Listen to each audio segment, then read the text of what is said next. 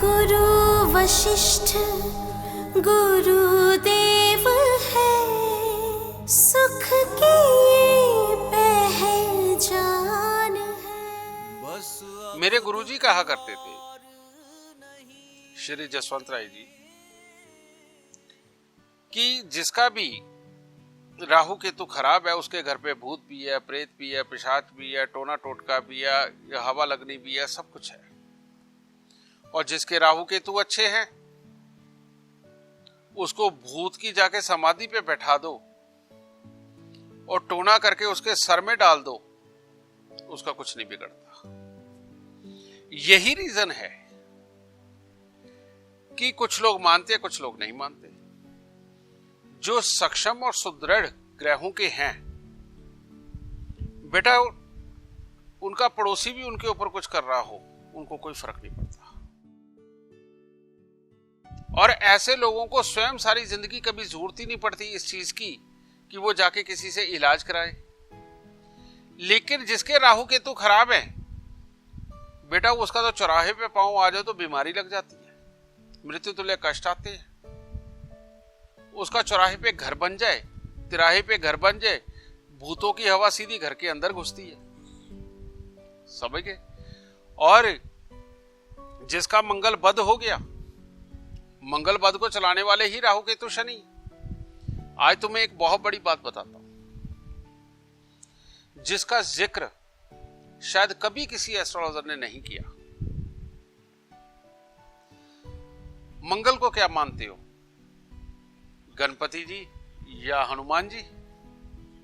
अब दोनों ही बेटा प्योर देवता हैं, सबको सुख देने वाले हैं, बल देने वाले हैं, बुद्धि देने वाले हैं, घर का मंगल करने वाले हैं, है ना। लाल किताब में एक चैप्टर आता है मंगल बद। मंगल बद यानी कि बुरा, समझ गए।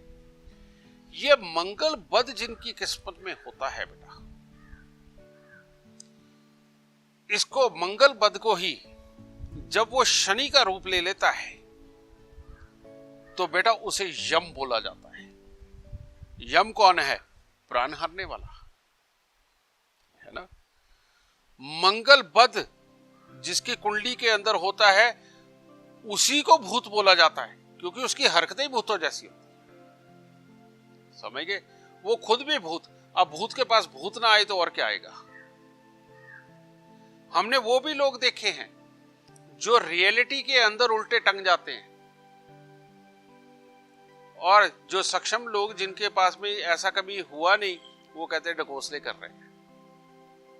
लेकिन बेटा एक कहावत है, कहते हैं ये राह पे आ जाने या वाह पे आ जाने, समझ गए। जिसके साथ बीत रही है वही जानता है, समझ गए। मंगल को यम किसी ने नहीं बोला, समझ गए। और शनि को सुख का देवता कोई बोलता नहीं, क्योंकि अगर उसको सुख का देवता बोलेंगे तो बेटा कमाई कैसे करेंगे। लेकिन शनि अगर बुरा हो जाए तो उस इंसान का मंगल, शनि, राहु, केतु एक ही होता है। हालांकि कुंडली में ये चारों ग्रह अलग अलग है, लेकिन उसका ये चारों एक ही होते हैं, और वो सिर्फ मिलकर के एक ही काम कर रहे होते हैं। उसको भूतों में फंसाते हैं, प्रेतों का वास देते हैं, बुरी हवाएं घर में घुसती हैं, आस पड़ोस से टोना टोटका करने वाले या जानकर टोना करने वाले उनके ऊपर लगता है। वो रास्ते में से गुजर के आते हैं तो कोई ना कोई बला साथ ले आते हैं, सारी मुसीबत देता है। तुमने ये आज सवाल पूछ के बेटा लाखों का भला कर दिया, क्योंकि मैं अब इसका पक्का इलाज भी बताऊंगा, समझिए। क्योंकि तुमने देखा होगा कि इस जादू मंत्र में, भूत उतारने में, इन सबको करने में नींबू का बहुत बड़ा महत्व है ना। सुइयां लगाते हैं, ये वो करते हैं, है ना। सुई क्या है? सुई को राहु बोलो, केतु बोलो, कुछ भी बोल दो, बनी तो फौलाद से ही है, यानी बुध से। मंगल, नींबू की अपनी तासीर क्या है? बृहस्पति की, पीला है ऊपर से, लेकिन उसके अंदर जो खटाई है वो किसकी है? केतु की, समझ गए। लेकिन जहां पर भी ये भूत प्रेत पिशाच की बात आ जाती है वहां सिंदूर जरूर होता है, लाल रंग जरूर होता है ना। और ऐसे पड़ा हुआ हो और नींबू के ऊपर सिंदूर लगा हो, आदमी की जान निकल जाती है, भाई ये क्या है। जो नहीं भी मानता वो भी एक पल के लिए डर के साइड से निकलता है, अबे ये क्या है ना।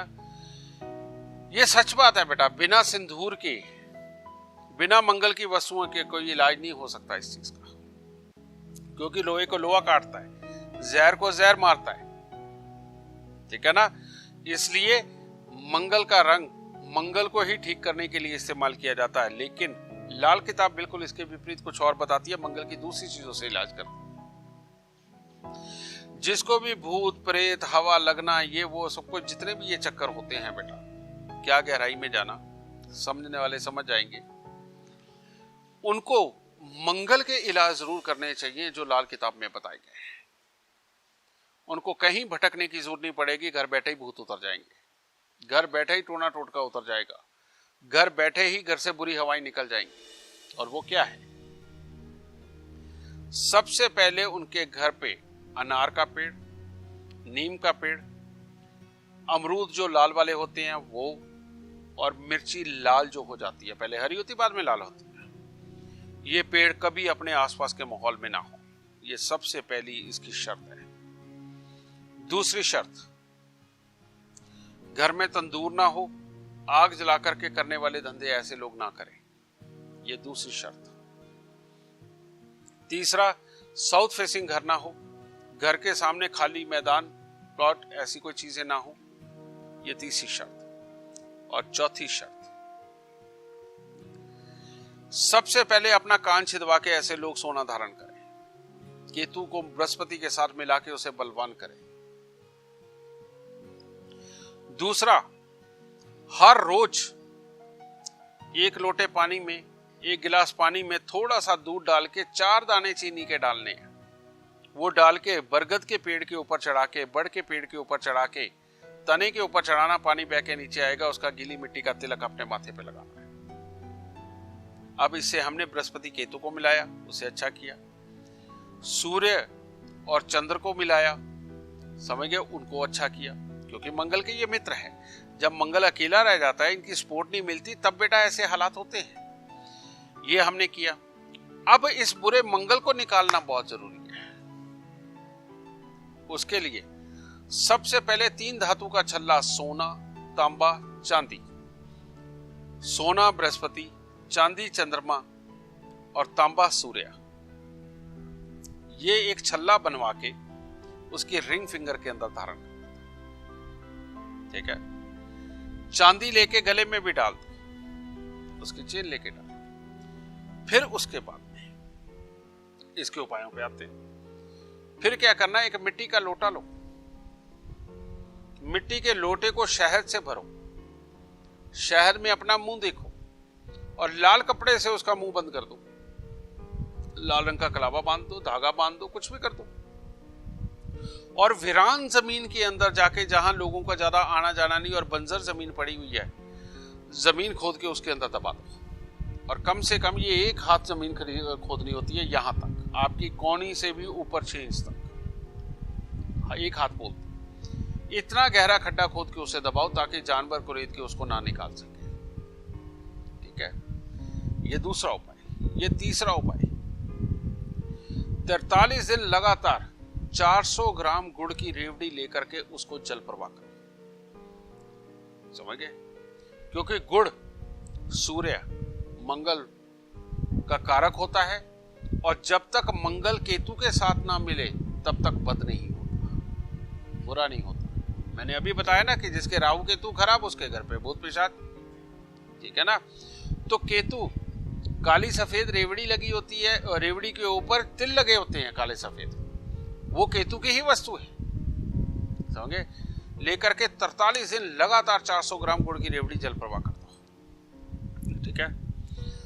और राहु को शांत करने का एक लाल किताब के अंदर बहुत ही शानदार उपाय बताया गया है कि घर की छत के ऊपर चीनी की बोरियां कायम की जाए।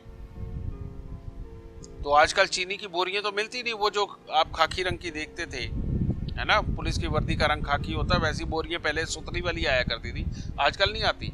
आजकल सब प्लास्टिक की बोरियों में भर के भेज रहे हैं। तो अब वो बोरियां कहां से मिलेंगी? उसके एवज में तुम लोग कर सकते हो कि लाल रंग का सूती कपड़ा लो, उसकी 12 थैलियां बनाओ, 12 थैलियां बना के उसके अंदर देसी खांड भर दो और अपने घर की छत पे रख दो, क्योंकि घर की छत को राहु माना जाता है।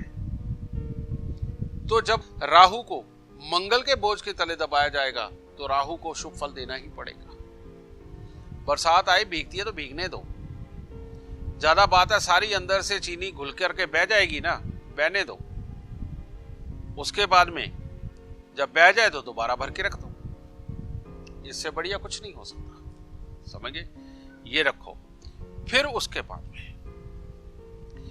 अपने दिल से धीरे धीरे करके दूसरों के लिए ईर्ष्या भाव निकालना शुरू करो। अपने आप को मेडिटेशन में लेकर के जाओ और ये बताओ कि हमने किसी में कमी नहीं निकालनी, हमने किसी पे गुस्सा नहीं खाना, हमने अपने भाइयों में कमी नहीं निकालनी, हमने अपने पड़ोसी में कमी नहीं निकालनी, हमने अपने बॉस के अंदर कमी नहीं निकालनी। ये कमी निकालने वाला जो आपके अंदर जज्बा है, हालात है, सोच है, जो ग्रहों ने आपके दिमाग में भर रखा है, बेटा इसको दूर करो। जहां ये दूर हुआ मंगल शुभ हुआ, और जैसे ही मंगल शुभ हुआ वैसे ही भूत प्रेत पिशाच हवा ऊपरी लगना सब चला गया। अपने घर से बंद घड़ियां, खोटे सिक्के, खराब इलेक्ट्रॉनिक सामान को निकाल के बाहर फेंको। जंग लगा लोहा, बरसात में भीगी लकड़ी, ये यम बन के आपके घर में पड़े हुए हैं, इनको निकाल के बाहर फेंको। तो जब तुमने ये यम के सामान को ही बाहर निकाल दिया, अब तुम्हें मारने कौन आएगा? कम से कम ये ऊपरी हवा नहीं मारने आएगी। अब जितनी तुम्हारी ग्रहों के अनुसार उम्र भोगना लिखा है उतनी भोगोगे। कोई अचानक मुसीबत बन के तुम्हें नहीं मार सकता, समझ गए? तो तुम्हारे आज एक सवाल ने बेटा लाखों की जिंदगी बचाई हैं, क्योंकि इस मुसीबत से करोड़ों लोग त्रस्त हैं। यह बात सच है। और एक बार ये उपाय करके देखें, सारी मुसीबतें ये घर से जाती हुई नजर आएंगी और लोगों का भला होगा। बस अब दुख